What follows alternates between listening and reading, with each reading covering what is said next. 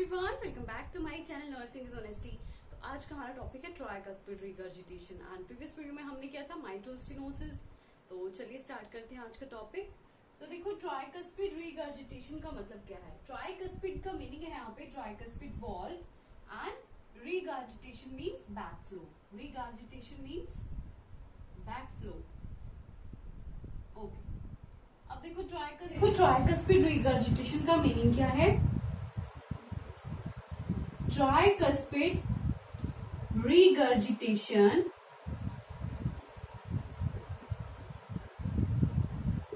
is the backflow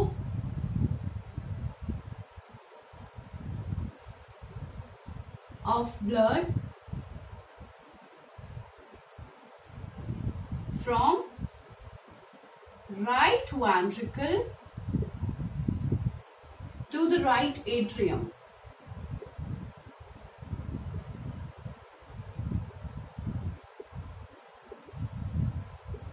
अब देखो, tricuspid regurgitation का क्या मतलब होता है। Regurgitation means back flow. तो tricuspid regurgitation is the back flow of blood from right ventricle to the right atrium. आपको पता है tricuspid valve right atrium and ventricle के बीच में प्रेजेंट होता है। तो दैट्स व्हाई देखो, ट्राइकस्पिड वॉल्व जो है इनकम्पिटेंट है। इसकी वजह से क्या होगा, जो राइट वेंट्रिकल में जो भी ब्लड का फ्लो है वो बैक फ्लो कर जाएगा राइट एट्रियम में। अब देखो,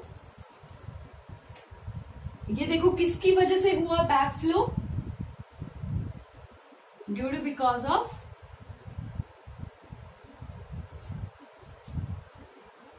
इनकम्पिटेंट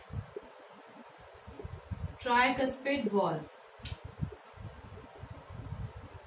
ओके, अब हम डायग्राम की हेल्प से देखते हैं।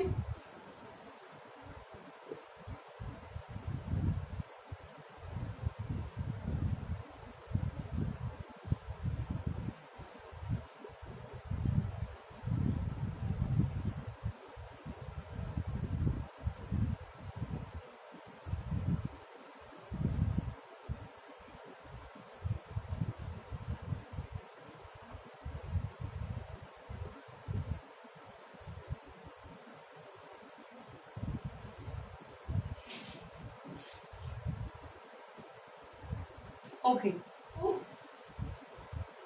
ये है left atrium, left ventricle. Left atrium और लेफ्ट वेंट्रिकल में फुल्ली ऑक्सीजनेटेड ब्लड प्रेजेंट है।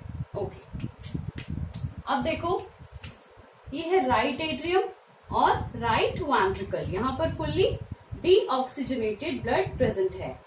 अब देखो, डीऑक्सीजनेटेड ब्लड कहां से आ रहा है। देखो, ये है inferior vena cava and this is superior vena cava.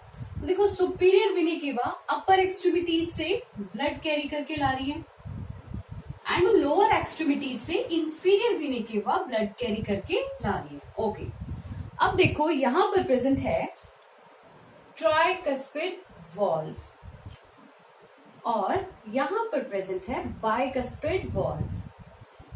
अब देखो, बाइकस्पिड वॉल्व में 2 कस्प प्रेजेंट है एंड ट्राइकस्पिड वॉल्व में 3 कस्प प्रेजेंट हैं या फिर 3 लीफलेट्स प्रेजेंट हैं। देखो, अब देखो ट्राइकस्पिड रिगर्जिटेशन का मीनिंग क्या है कि ट्राइकस्पिड वॉल्व जो है वो इनकम्पिटेंट है।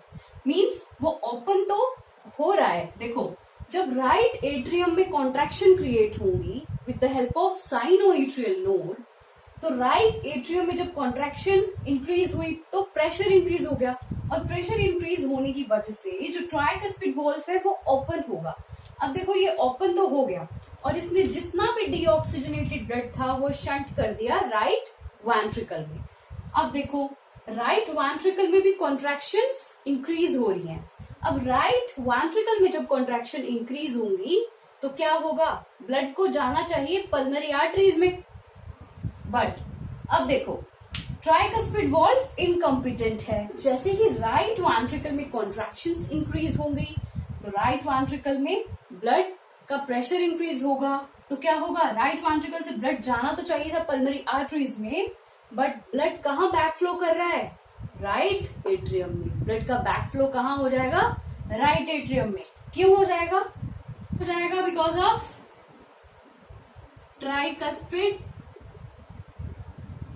इनकॉम्पिटेंसी, क्योंकि ट्राइकस्पिड वॉल्व कॉम्पिटेंट नहीं है।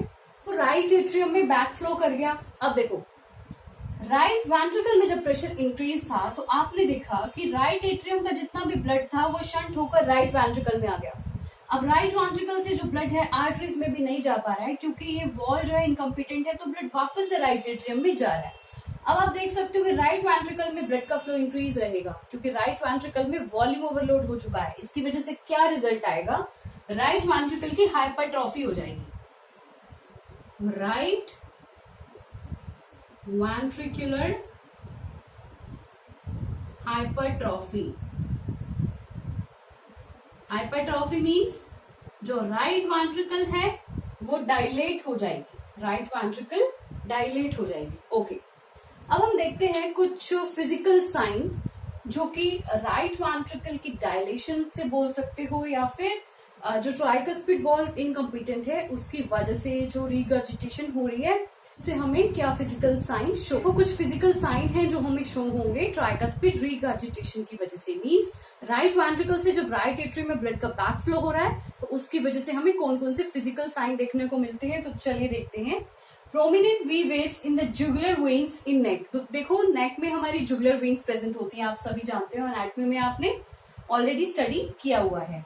अब देखो prominent V waves means V shape की वेव्स आपको नेक में नजर आएंगी, कुछ इस तरह की। कहां पे नजर आएंगी, नेक में। तो देखो जहां पर कैरोटिड आर्टरी प्रेजेंट होती है ना नेक में, उसी एरिया में आपको वी वेव्स नजर आएंगी। वो किस वजह से होंगी, देखो अभी हमने किया था कि राइट वेंट्रिकल से जो ब्लड का फ्लो बैक फ्लो हो रहा है राइट एट्रियम में। तो देखो राइट एट्रियम में जब प्रेशर इंक्रीज हो जाएगा, ये देखिए मान लीजिए ये 4 चैम्बर्स है हार्ट के, left atrium, left ventricle, right atrium and right ventricle. तो राइट एट्रियम से जब ब्लड का बैकफ्लो राइट एट्रियम में हो रहा है तो राइट एट्रियम में प्रेशर इंक्रीज हो गया। अब आपको पता है यहाँ सुपीरियर और इंफीरियर वीनी केवा प्रेजेंट होती है। तो देखो ये अपर एक्सट्रीमिटीज से क्या ला रही है, वीनस रिटर्न, और ये वीनस रिटर्न ला रही है लोअर एक्सट्रीमिटीज से। यहाँ से आ रहा है वीनस रिटर्न अपर एक्सट्रीमिटीज से। तो जब राइट एट्रियम में प्रेशर इंक्रीज हो जाएगा तो वीनस रिटर्न, देखो वीनस रिटर्न का प्रेशर भी इंक्रीज हो जाएगा, क्योंकि जो वीनस रिटर्न आ रहा था वो गैस एक्सचेंज के लिए अब पल्मोनरी आर्टरीज में नहीं जा पा रहा है, तो वीनस रिटर्न का भी प्रेशर इंक्रीज हो जाएगा, और उसकी वजह से क्या होगा कि वी वेव्स नजर आएंगी नेक में।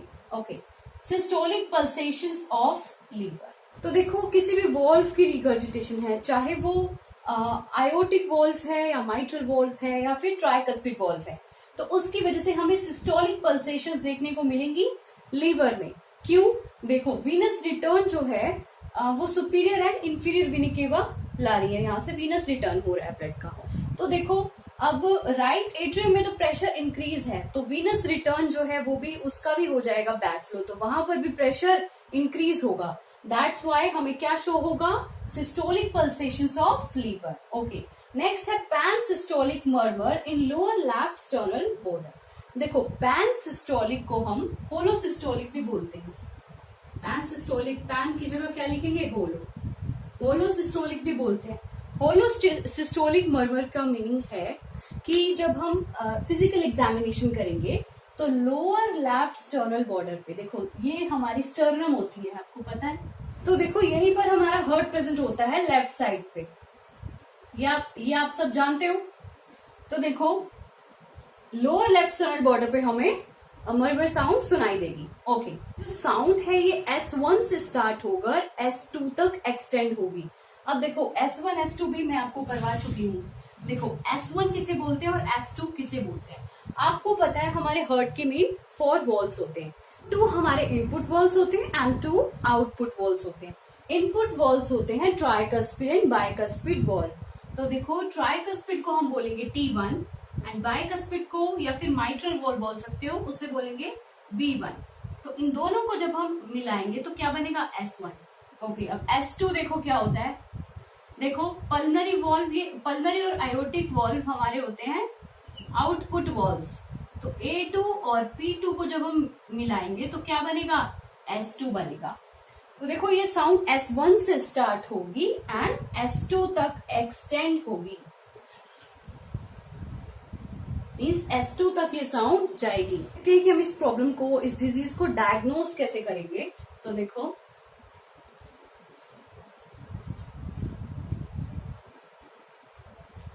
डायग्नोस्टिक इवेल्युएशन,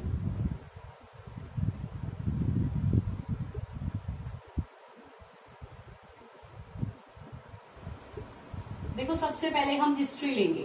हिस्ट्री कलेक्ट होने के बाद हम फिजिकल एग्जामिनेशन कंडक्ट करेंगे।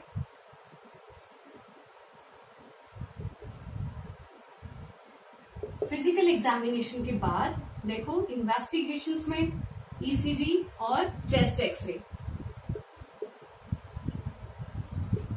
तो देखो फिजिकल एग्जामिनेशन मैंने आपको अभी करवाया था फिजिकल साइंस में कि क्या होगा, मर्मर साउंड प्रेजेंट होगी, उसे हम डिटेक्ट करेंगे with the help of physical examination. History collect करेंगे, देन फिजिकल एग्जामिनेशन करेंगे, उसके बाद ईसीजी करेंगे एंड चेस्ट एक्सरे।